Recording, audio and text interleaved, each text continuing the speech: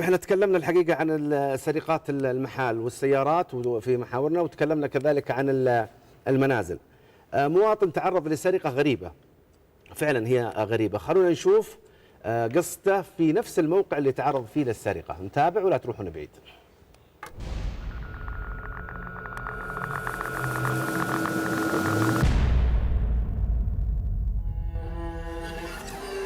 أنا بالحقيقة جيت أسوق ثميري لمكان الذهب على أساس قالوا إنه رخيص وكذا، فجبت زوجتي وقفت السيارة قلت ما تجلسي هنا، جلست هنا. أنا كنت طلعت المحل هذا ورجعت إلا ثنتين واقفين من قبالي قالوا لي يا أخ بالله لو سمحت فيه أبونا طايح فوق، فقلت مدهم أنا ما أقدر أشيله ما أقدر كذا. قالت أنت ما فيك خوف من الله ما فيك رحمة، فطلعت بدون شعور، خليت عيالي وطلعت على كلامه يوم قالت ما فيك رحمه ما فيك خوف من الله، كله بنقذ المريض اللي فوق. فالحقيقه ما صار فيه مريض ولا شيء. فبعد قصك القصه وش عملوا فيني.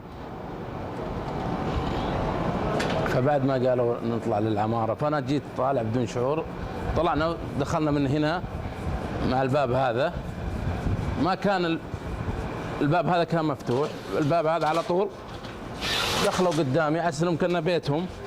دخلت معهم انا اجري كله عشان المريض.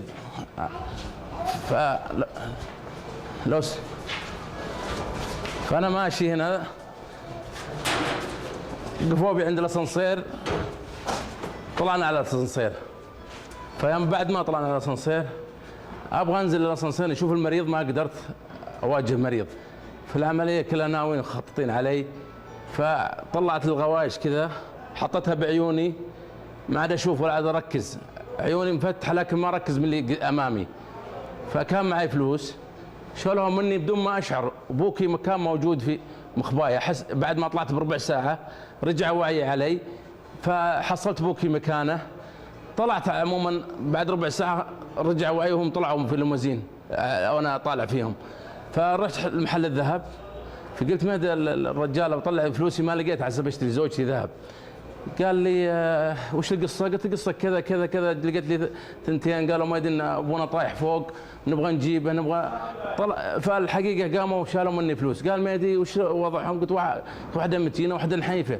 قال ما يدري هذول جاييني من قبل اسبوع، قالوا عطنا صرف 500 ريال، طلعتهم اللي في الدرج كله اعطيتهم اياه 8000 ريال.